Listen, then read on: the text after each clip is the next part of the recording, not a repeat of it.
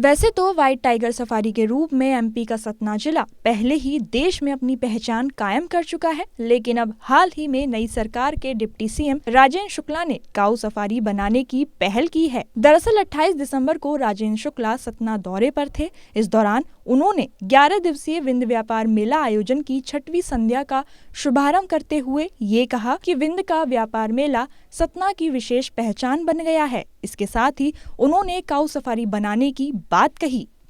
इस दौरान राजेंद्र शुक्ला ने कहा कि सतना और रीवा शहर जुड़वा भाई हैं। विंध्य क्षेत्र को विकसित करने में इन दोनों ही शहरों को इंदौर और उज्जैन की तरह ही ट्विन सिटी के रूप में विकसित किया जाएगा, जिसके लिए रीवा और सतना के साथ साथ पूरे विंध्य क्षेत्र को प्रगति की रफ्तार दी जाएगी। राजेंद्र शुक्ला ने आगे बताया कि पवित्र और पावन धाम चित्रकूट के बगदरा घाटी में गौवंश संरक्षण के लिए काऊ सफारी के रूप में गौ अभ्यारण्य विकसित किया जाएगा। ये क्षेत्र पुराने समय से गौ माता के प्राकृतिक रहवास के रूप में जाना जाता रहा है।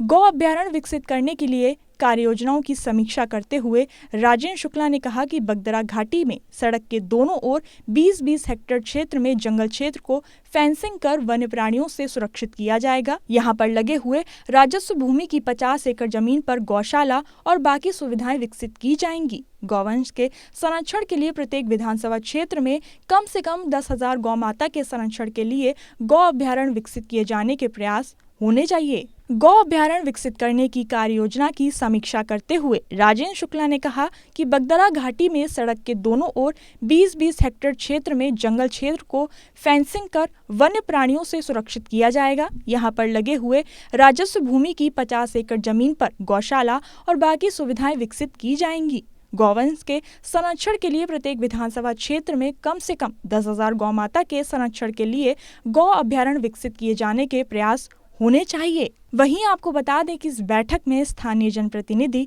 राजस्व एवं वन विभाग के अधिकारी कर्मचारी मौजूद थे।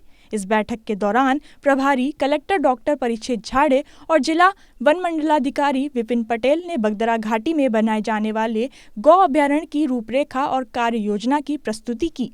साथ ही गौशालाओं के संचालन से स्थानीय जनों की आजीविका सुधार में किए जा रहे नवाचारों की जानकारी भी दी गई। हालांकि राजेंद्र शुक्ला की ये पहल वाकई में काबिले तारीफ है, क्योंकि इस पहल से उन गायों को भी छत नसीब हो जाएगी जिनके पास अभी रहने का कोई ठिकाना ही नहीं है और वो बस एक छत की तलाश में इधर उधर भटकती रहती हैं।